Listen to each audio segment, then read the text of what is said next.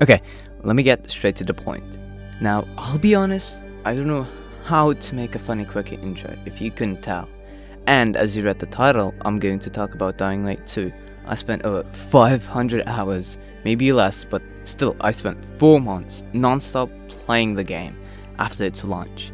Found all the Easter eggs, all the endings, and all the possible choices. And here's what I have to say. It's a fun game. I mean, it's made by Techland, which made the first Dying Light game, and you should definitely check it out. It's just so amazing. And they also made Dead Island, which isn't all that great, but enough of that. You're here for Dying Light 2, so let's talk about the game itself.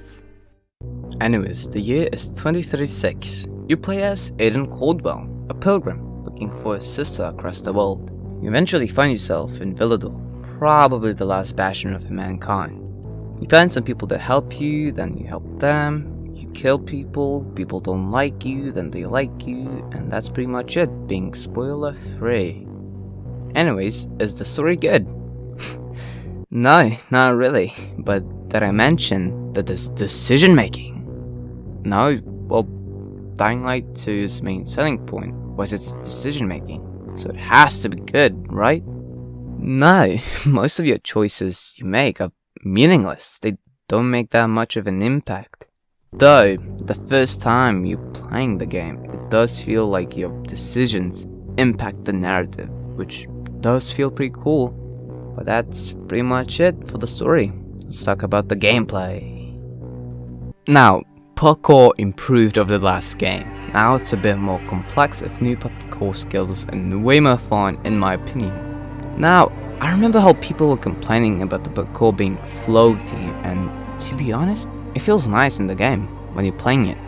And the reason it could be that floaty is because of the new parkour skill high jump, which, if you hold the jump button, it'll jump higher. So basically, there's small jump, medium jump, and high jump. And now my favorite part, parkour combat. So basically, you can add parkour into combat. It's amazing.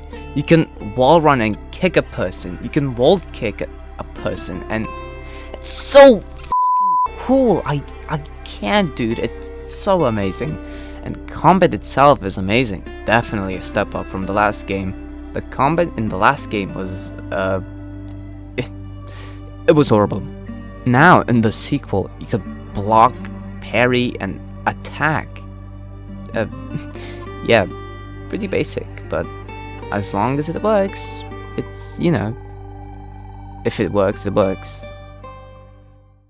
Now, I almost forgot to mention something really important. Music! What I love about Dying Light 2 is that when you do parkour, the music builds up. It's such a good feeling, just running around from building to building, and the music, it's just amazing. Just listen to it.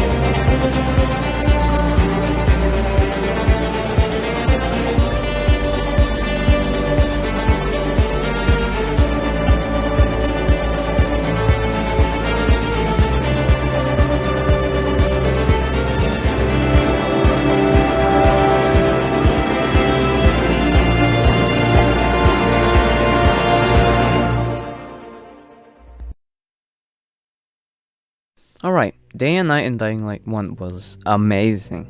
Day was your free roam time, you can do about as much as you would expect. But when the night comes, oh boy, you better pray to make it alive, because the Voltals will catch you at night. In Dying Light 2, night is basically day, but with more zombies and more reward. You're better off not sleeping the entire night because Voltals almost don't exist. to be honest, it's disappointing. But really, it's just... Man, I don't have words. But Hackland is listening to the community and fixing the nighttime. So I have hope for the future of Dying Light 2's nighttime. Then we have the factions, of course. You have peacekeepers and survivors, and there's facilities and water towers, and each one you pick gives you control to either one of the factions, and in return changes the entire area.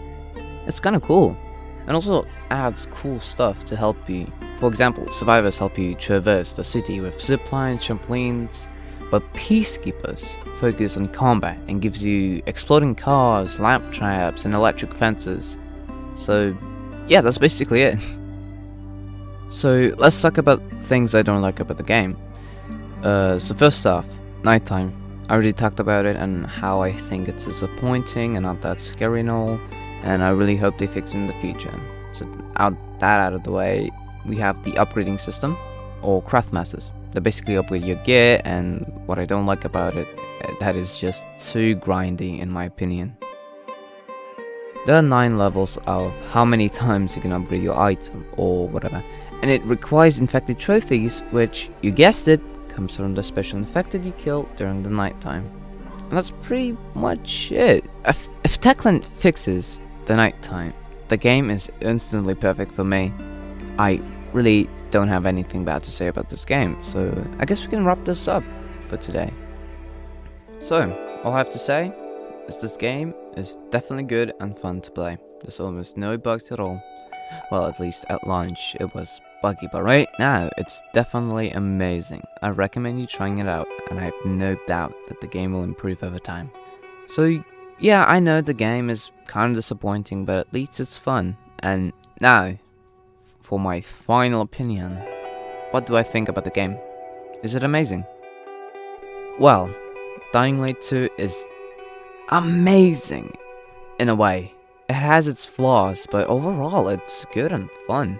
All it needs is some endgame content, and it's perfect. And that's it. That's everything I have to say. So, that being said, I'll see you in the next video.